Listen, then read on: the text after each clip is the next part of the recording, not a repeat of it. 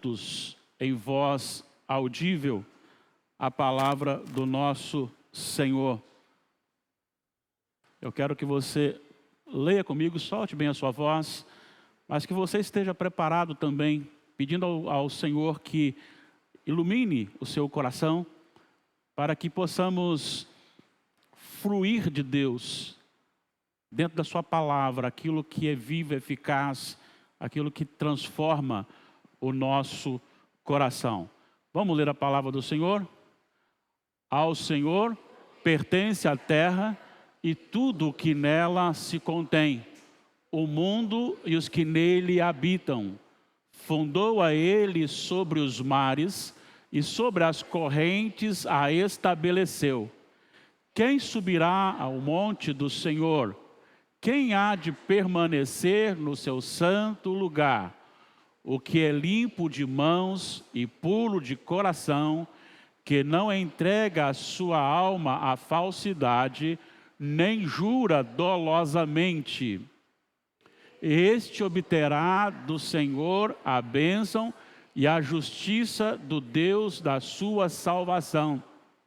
Tal é a geração dos que o buscam, dos que buscam a face de Deus de Jacó. Levantai, ó portas, as vossas cabeças, levantai-vos, ó portais eternos, para que entre o Rei da Glória. Quem é o Rei da Glória? O Senhor forte e poderoso, o Senhor poderoso nas batalhas. Levantai, ó portas, as vossas cabeças, levantai-vos, ó portais eternos, para que entre o Rei da Glória. Quem é esse Rei da Glória? O Senhor dos Exércitos. Ele é o Rei da Glória. Aleluia. Bendito seja o nosso amado Deus, e a glória seja toda dele, porque na verdade nós temos a bênção de vivermos uma era tão espetacular, quando podemos nos dirigir ao Pai em nome de Jesus, como nosso mediador, e é algo profundamente maravilhoso. Eu usei esse tema aqui, talvez um tema mais apropriado para o Salmo, poderia ser talvez uma entrada triunfal ou coisa do tipo, mas eu queria falar sobre Jesus, o mediador glorioso dos homens, porque esse Salmo ele tem algo muito especial nesse sentido. Inclusive, nós estamos programando depois aí com a aquiescência da superintendência, dar uma aula geral para a igreja sobre o culto a Deus. O que é o culto? Para a gente saber diferenciar, por exemplo, o estudo bíblico, que é uma aula, a reunião de oração, que é diferente, as aulas de EBD, que são diferentes, e também o culto. E tenho certeza que será muito proveitoso para nós, justamente pela questão da glória desse nome, da maneira maravilhosa que podemos adentrar a presença de Deus na hora do culto. Mas isso é assunto para uma outra aula, e será uma aula querendo o Senhor e com a aquiescência da superintendência, na EBD, para a gente alcançar o maior número possível de pessoas. Muito bem.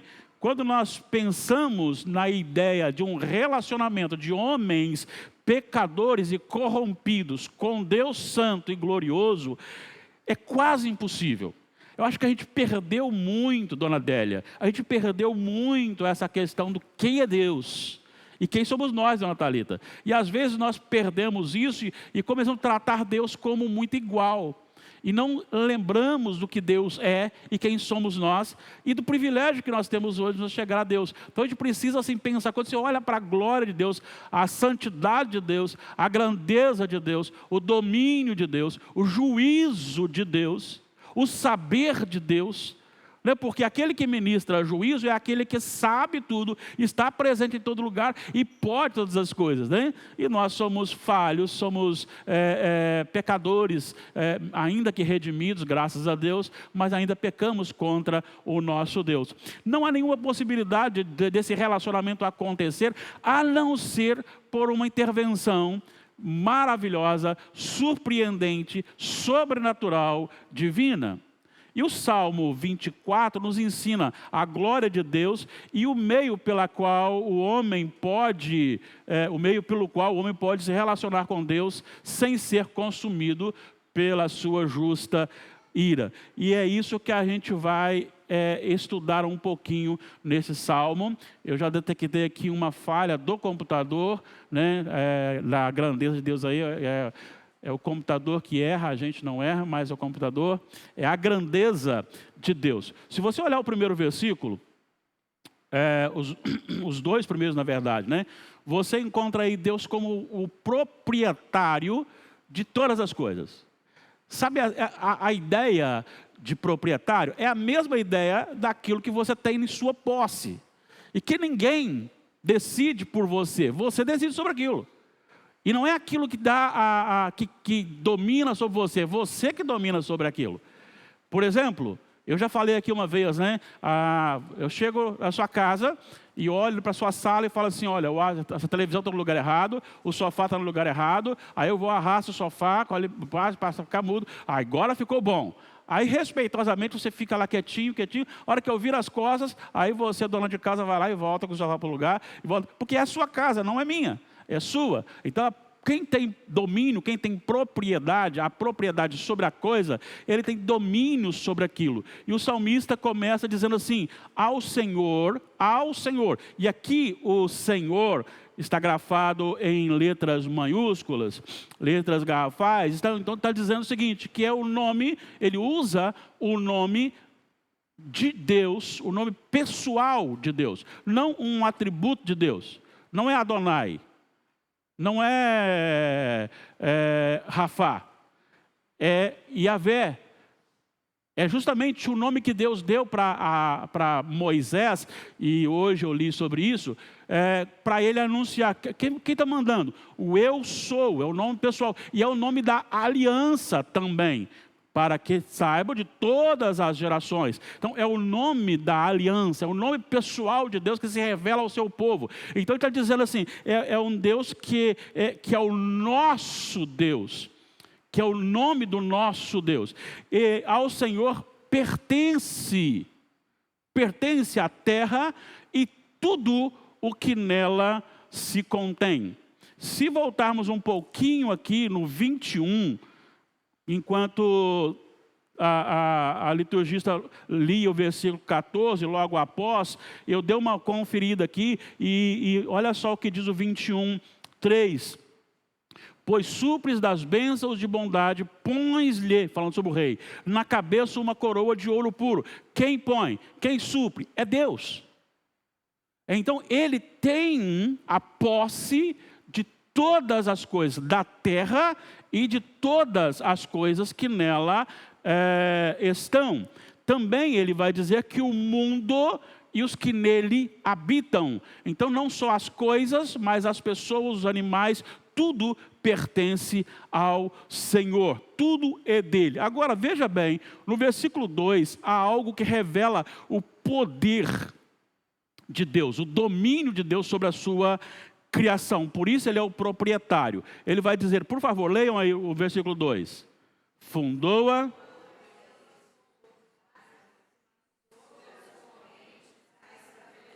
Como o treino ficou bom. Vamos repetir? Fundou-a.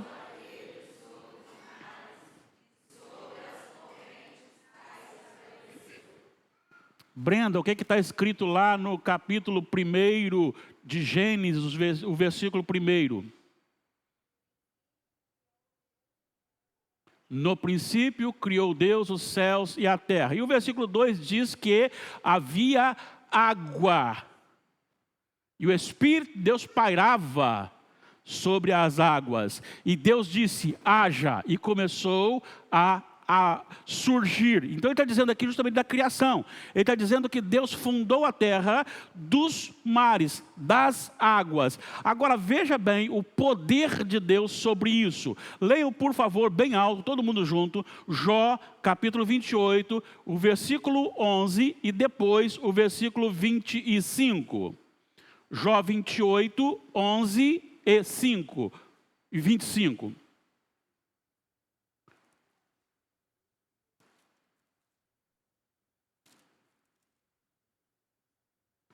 O versículo 5 diz...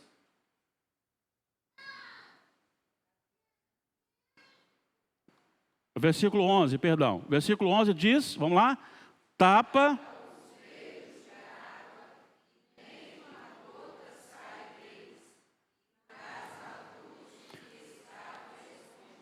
Se tem uma coisa que me deixa assim, chateado, é quando eu tenho que trocar aquela duchinha do banheiro. Aquela duchinha do banheiro, de vez em quando, com o tempo ela não trava mais água, você tem que trocar. E como lá em casa a caixa é muito alta, então a pressão é muito forte.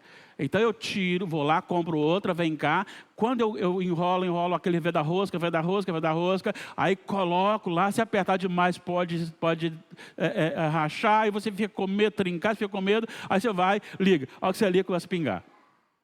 Aí você vai, fecha tudo, passa mais, põe um pouquinho, aí põe demais. Aí tem que tirar um pouquinho, aí vai. A custa acertar. E qualquer coisinha está pingando. Aquela torneira que o marido, com 5 meses e 25 dias, conserta, que você pede, rapidinho ele conserta. Ela fica pingando. Aí você, não sei se vocês fazem isso. Aí você fecha, mas quando ela está pingando, você fecha pressionando para baixo. Mas ela continua pingando.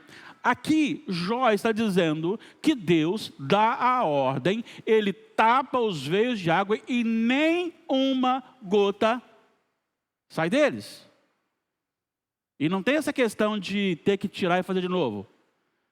Não tem essa questão de ter que vedar fazendo força.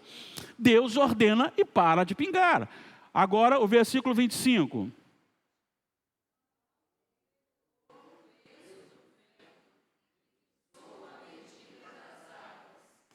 Quando regulou o peso do vento e fixou medida das águas. Sabe, é tão especial isso, porque se você pensar que há mais água do que terra, como que a terra não é engolida pela água? Como que Deus coloca limites ao mar, no mar? E ele diz, só até aqui. Aqui você não passa. E o mar fica. E de repente Deus resolve enxugar. Aí ele vai e resolve chupar aquela água para alto mar. E aí tudo vai abaixando. Daí a pouquinho ele traz ela de volta e ela sobe. Agora dá uma olhadinha, por favor, em Gênesis 1:9, porque isso aqui é muito interessante para a gente entender essa questão que nós estamos acabando de falar aqui, que Jó entendeu e disse. Gênesis 1:9, vamos ler juntos? Gênesis 1:9. Disse também Deus, ajuntem-se as águas debaixo dos céus, num só lugar, e apareça a porção seca, e assim se fez. Veja bem, tenta visualizar aí agora este poder. Tudo água. E Moisés, entendendo e sendo inspirado, ele nos informa que Deus conseguiu, com muito esforço físico, com uma pá bem grande, ficar jogando a água para lá para ver se ela... Não. Disse Deus. Eu fico imaginando assim, disse Deus e a água começa a obedecer. Eu me lembro de um pregador uma vez que fiquei emocionado ao ouvir isso. Ele falou assim, o ser humano é o único que Deus fala e não quer obedecer. Porque Deus disse para a água se juntar no lugar, ela foi. Deus disse para a terra surgir, ela surgiu. Deus disse para surgir o sol, a lua, as estrelas, eles surgiram. O único que não gosta de obedecer a Deus é o ser humano. Mas Deus ordenou, Deus disse, e como Deus disse, as águas se juntaram e formou-se então a terra seca. Nós temos em Salmo 104, versículos 5 a 9, também uma referência muito interessante a esse assunto. lançaste os fundamentos da terra, para que ela não oscile em tempo nenhum. E aí ele diz: tomaste o abismo por vestuário e a cobriste. As águas ficaram acima das montanhas. A tua repreensão fugiram, a voz do teu trovão bateram em retirada. Elevaram-se os montes, desceram os vales, até ao lugar em que eles havia preparado. Puseste as águas divisa que não ultrapassarão, para que não tornem a cobrir a terra. Ele está falando do poder maravilhoso de Deus na sua propriedade. Ele tem domínio sobre a terra e tudo que nela se contém, o mundo e os que nele habitam. E esse poder criador, tirando aí de dentro das águas, ordenando as águas e impedindo que ela pelo menos goteje, ou que ela ultrapasse limites e as águas lhe obedecem. É este Deus maravilhoso, é este Deus grandioso, que é o Criador não criado, o causador não causado, que é o nosso Deus.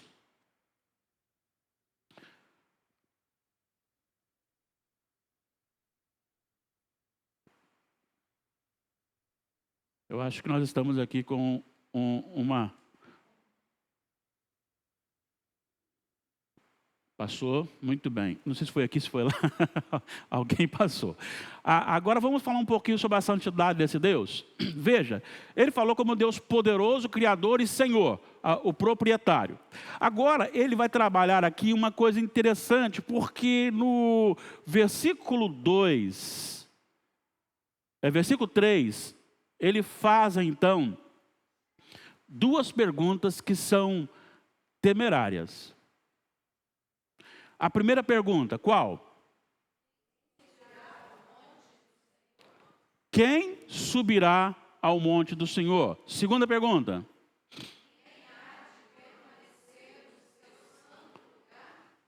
Duas coisas, subir e permanecer. Só que a pergunta causa medo, mas a resposta causa terror. Por que a resposta causa terror? Olha como é que ele enumera. Primeiro, só pode subir ao templo do Senhor e permanecer na presença do Senhor os que têm as mãos limpas. Segundo, tem o coração puro. Terceiro, caráter íntegro. Quarto, porque nós estamos seguindo aqui a linha aqui, mas é o segmento aí. Palavra reta. Veja bem, você encontra alguém assim na terra? Por mais santo, piedoso que possa ser, bom, você tem homens que foram muito próximos de Deus. Tem um dos homens dos que foram próximos de Deus, que foi arrebatado até o terceiro céu. Ele viu coisas que Deus falou, não conta lá porque o pessoal não aguenta. Tinha uma intimidade profunda com Deus. E ele falou assim, eu sou o principal dos pecadores. Muito bem, olha só, dentro dessa exigência, preste atenção na condição dos filhos de Adão. Vamos lá com o texto aberto aí? Já pode ir abrindo a Bíblia para você ler em seguida. Primeiro, nós somos nascidos, ou na verdade nem nascidos, concebidos, né? Concebidos em pecado, em corrupção. O Salmo 51:5, quem achou pode ler.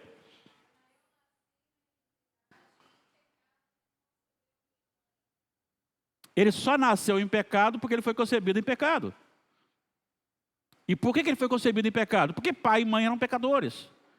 Então não tem como você dizer essa ideia de que criança, bebê é pura. Não, bebê não é puro, crianças não são puras. Elas podem até não ter ainda cometido pecados, ainda quando bebezinho, Mas a natureza leva a isto, nós nascemos em pecado. Não há nenhum justo entre os filhos de Adão. Olha só o Salmo 14, 1 a 3.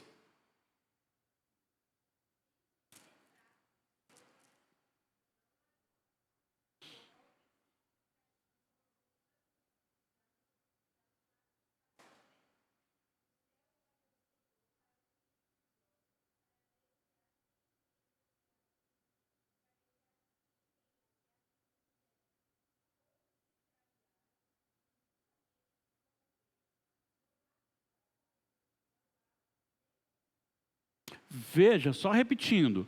Do céu olha o Senhor para os filhos dos homens para ver se há algum justo. Aí ele responde, todos se extraviaram, todos se corromperam. Não há quem faça o bem, não há nenhum sequer. Agora veja, o que é preciso para subir ao monte do Senhor e permanecer no seu santo lugar? Limpo de mão, puro de coração, que não entrega sua obra a falsidade, nem jura dolosamente. Tem caráter e palavra, certo? Bom, nós vimos aqui que nenhum. Romanos 3, 23 confirma isso. Pois todos pecaram e carecem da glória de Deus. O pecado nos afastou de Deus, nos tirou, nos demitiu de Deus. É só olharmos, eu gosto muito disso, embora isso seja muito temeroso para o coração da gente, assustador para o coração da gente, mas Gênesis capítulo 3, os versículos 23 e 24, diz, o Senhor Deus por isso o lançou fora do jardim, a fim de lavrar a terra de que fora tomado. E expulso o homem, colocou querubins ao oriente do jardim do Éden, e o refugir de uma espada que se revolvia para guardar o caminho da árvore da vida. Então ele tem duas expressões, o lançar fora, expulsar. Deus expulsou o homem da sua presença e proibiu, sob pena de morte, o retorno dele. Tal é o homem, todos pecaram. Romanos 6, 23, o que nós temos lá?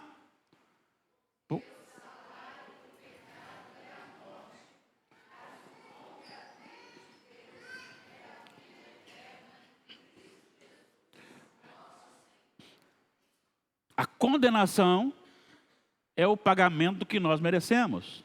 A condenação eterna. É isso que nós merecemos. Mas só pode entrar na presença de Deus o que tem mãos limpas, coração puro, caráter íntegro e palavra reta. Ou seja, nenhum dos homens pode adentrar a presença de Deus.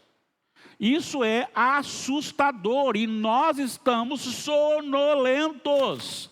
Nós estamos dormindo nisso em não perceber a grandeza que é estarmos hoje na presença de Deus. Mas assim como nós tínhamos lá esse grande problema relacionado a isso, a respeito do homem, nós temos algo aqui muito interessante, que é um homem que se habilita e é digno de entrar na presença de Deus. Porque nós temos aqui, depois ele falar a exigência de um caráter para entrar na presença do Senhor, o versículo 7, alguém grita, levantai, ó portas, as vossas cabeças. Ou seja, ele está dizendo o seguinte, abram as portas, estejam todos atentos, que está chegando um homem. Está chegando um homem. Ele diz que levantai, ó portas, as vossas cabeças, levantai-vos, ó portais eternos, para que entre o Rei da Glória. Eu já falei isso aqui uma vez e vou repetir.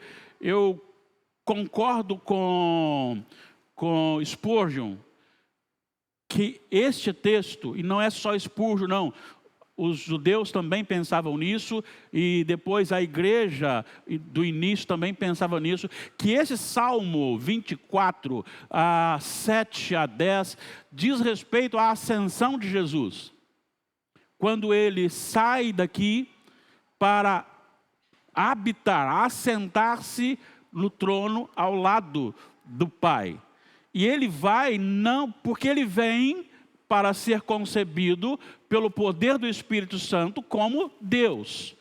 Então ele sai do céu não como homem, ele sai do céu como Deus. Então ele é concebido, e uma vez concebido, gera-se o homem. O homem, filho de Deus, ele é gerado em Maria e gerado aqui na terra, diz Paulo aos Gálatas, nascido debaixo da lei, nascido de mulher, nascido debaixo da lei, para resgatar os que estavam sob a lei. Então ele desce como Deus, mas agora ele retorna sendo Deus, mas também sendo homem. Então ele entra no céu como homem também. Ele está hoje também como homem. Ele nos receberá no último dia como homem, e nós viveremos com Jesus, Deus, homem. 100% Deus, 100% homem na eternidade. Então, um homem adentrando a presença de Deus. E Jesus é o único que tem as mãos limpas, o coração puro, firmeza de caráter e verdadeiro em sua palavra. Jesus é o único. E aí eu quero destacar algumas coisinhas para você aqui. Vamos lá. Jesus entra e nos oportuna entrar. Por isso meu tema foi um pouquinho como se fosse desconectado, porque eu estou fazendo um tema interpretativo. Vamos lá, tem muito texto para ler aí. Prepara sua Bíblia. Hebreus 2:18, ele sofreu para nos socorrer. Hebreus 2:18. Quem encontrar pode ler.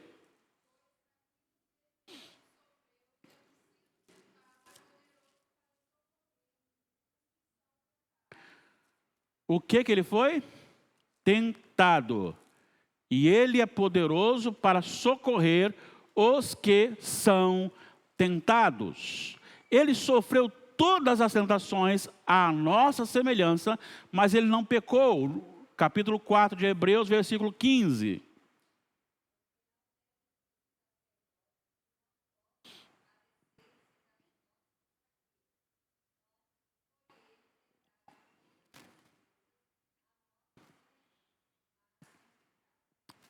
O que você acabou de ler aí, dona Nina?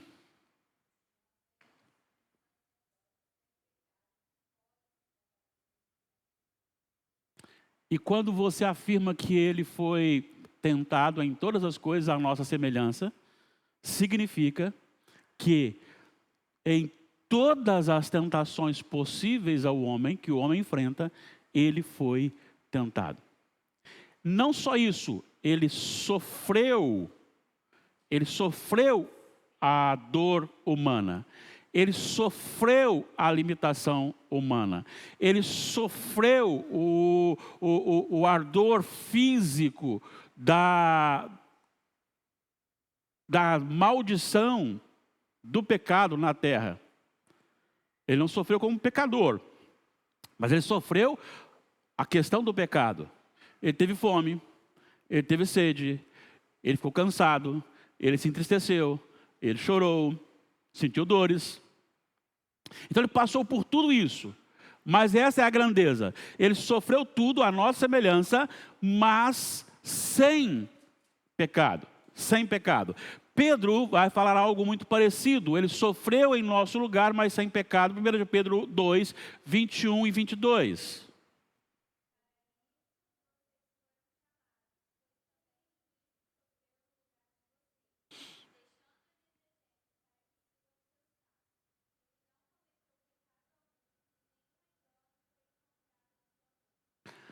Ele sofreu em nosso lugar. E aí está falando não só da dor emocional física, da cruz, mas principalmente da dor da rejeição, da condenação. Jesus foi condenado. Nós vamos tratar aqui do credo apostólico, e temos uma frase que é: desceu ao Hades. Jesus passou por aquele momento em que ele morreu, até o momento da sua ressurreição, ele vivenciou o tormento da condenação daqueles que creem nele. Então ele recebeu a ira por nós, e todo o momento em que ele sofreu até chegar ali, ele não pecou. Ele não pecou. 1 João 3,5, ele apareceu para tirar o pecado e não teve pecado.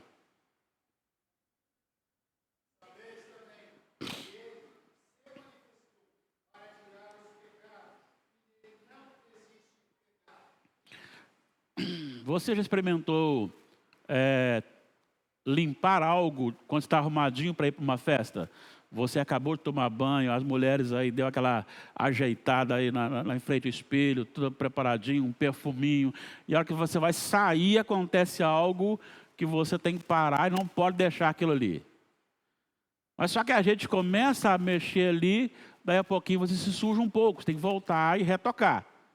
Jesus limpou a nossa sujeira, lidou com a nossa queda, lidou com o nosso problema, sem que isso contaminasse, sem que isso fizesse pecador. Mateus 11, 27.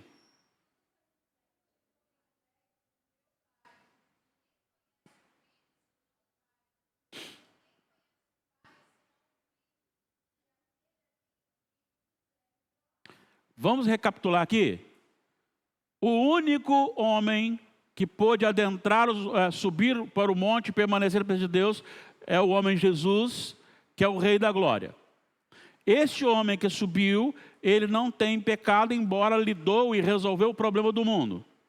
Agora, este mesmo Jesus, é ele quem revela o Pai. E esta frase aqui, ela é muito, muito, muito importante. É por isso que eu penso que a gente não pode deixar de orar por conversão de almas. Não pode. Olha só, vou repetir o que foi lido. No versículo 27, ele diz, quando ele chama, ele dá graças a Deus, no versículo 25, 26, e ele diz assim: tudo me foi entregue por meu Pai, ninguém conhece o Filho senão o Pai, ninguém conhece o Pai senão o Filho, e aquele a quem o Filho o quiser revelar. Veja, começa a abrir uma janela de esperança, de luz, de alegria para o homem que é pecador e que não consegue subir ao monte do Senhor e nem permanecer no seu santo lugar. Por quê? Porque tem alguém que foi, e este alguém revela o Pai a nós. Não só isto, mas como diz João 14, 6, vamos lá.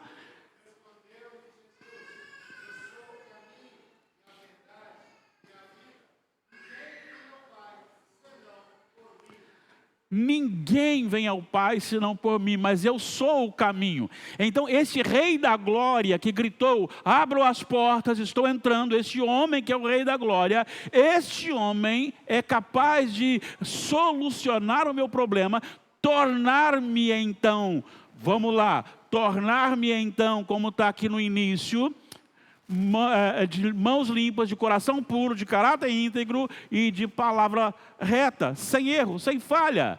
Sabe, isso aqui é maravilhoso você pensar nisso, porque é como se você fosse, no dia do julgamento, subir a balança e Deus falasse assim: não, você não, sobe Jesus. Só por você, Jesus, né? Quem vai subir é Jesus. Sabe, isso é maravilhoso, porque você se torna sem mácula, você se torna sem nenhuma falta diante do tribunal de Deus, sendo faltoso. É isso que Judas escreve. Olha só o que Judas escreve. Esse texto é novo, é o Espírito que manda, né? Então vamos lá. Versículos 24. Ora, aquele que é poderoso para vos guardar de tropeços e para vos apresentar com exultação imaculados diante da sua glória. Como que isso é possível? Isso é possível porque nós estamos nele. Então é Ele que é o representante legal. É nele que nós estamos. Quem pagou a nossa dívida. Colossenses 2,14, o escrito da nossa dívida foi apagado na cruz. Sabe, isso é maravilhoso, porque ninguém, nenhum, por mais piedoso que fosse, poderia chegar na presença de Deus. Mas Jesus é o caminho, a verdade e a vida, e Ele nos conduz ao Pai. Jesus é aquele que foi para a cruz e passou por todo o sofrimento, toda a tentação, sem pecado. Cumpriu cabalmente a lei, em obediência à palavra do Senhor, sem usar... Filipenses 2, 5, 6, sem usar de maneira alguma qualquer dos seus atributos divinos, embora os tivesse plenamente em todo o tempo. Quando Pedro desembanhou a espada para defender Jesus, qual foi a palavra de Jesus? Guarda a tua espada. Ou pensas que eu não poderia agora, neste momento, rogar ao Pai, e Ele mandaria 12 legiões de anjos. Uma legião tinha 6.000, então 72.000 anjos. Isso terminaria tudo. Ele que parou o vento, Ele que fez surdo ouvir, Ele que fez cego enxergar, Ele que fez paraplégico andar, Ele que fez mortos viverem novamente, Ele que libertou e que aprisionou espíritos imundos, Ele que ressuscitou-se. Você acha que não podia? Claro que podia, mas não usou nada disso em favor próprio. Esvaziou-se da sua glória, assumindo forma humana e se sujeitando. Preste atenção numa coisa. Quem criou a mulher? Deus. Jesus é Deus? Sim. Mas Ele se sujeita à mulher como dependente da mulher para ser gestado. Quem criou a lei? Deus. Mas o criador da lei se submete à lei para cumprir a lei que Ele mesmo criou. É este Rei da glória. É Ele que nos conduz ao Pai e nós adentramos agora, podemos subir ao monte do Senhor e podemos permanecer no seu santo lugar através de Cristo. Através de Cristo. E eu não vou adiantar muita coisa não, mas eu vou dar uma palavrinha para que você anseie a aula sobre o culto. Porque o culto, aquele culto que Deus determina os seus elementos, é o momento em que a igreja do Senhor, em Cristo Jesus, adentra o Santo dos Santos. Não mais o Santo dos Santos lá do templo antigo, mas a presença de Deus, o Santo dos Santos. É o momento em que é como se nós aqui, no momento do culto, fôssemos arrebatados para o céu, para a presença de Deus, em que vamos elevar a Deus aquilo que Ele mesmo determinou em Cristo Jesus. Que é diferente do estudo bíblico, que é diferente da reunião de oração, que é diferente da aula de EBD. É por isso que eu quero que a igreja entenda o que é o culto, porque tenho certeza absoluta que depois que nós entendemos o que é o culto, nós nos portaremos de forma diferente no culto, com muito mais reverência, e também nós não quereremos ficar em casa ou sair ou ir para outro lugar no dia de culto, a não ser quando for necessário. Eu fico imaginando, porque você tinha no templo um local dos gentios, das mulheres, dos homens, dos sacerdotes com os sacrifícios, e tinha o Santo dos Santos. Como que era o acesso ao Santo dos Santos? Quantas vezes por ano? Uma vez por ano. E hoje você tem acesso ao Santo dos Santos dominicalmente. É algo maravilhoso. E aí, no final, nós moraremos no Santo dos Santos. Já estamos quarta-feira passada e atrasada. Nós moraremos no Santo dos Santos. Ele descerá. Ele habitará conosco constantemente. Eu estou ansioso para essa aula que eu estou adiantando para vocês aqui. Queridos irmãos, este é o nosso Senhor, o Deus glorioso. Tem alguma dúvida ou participação?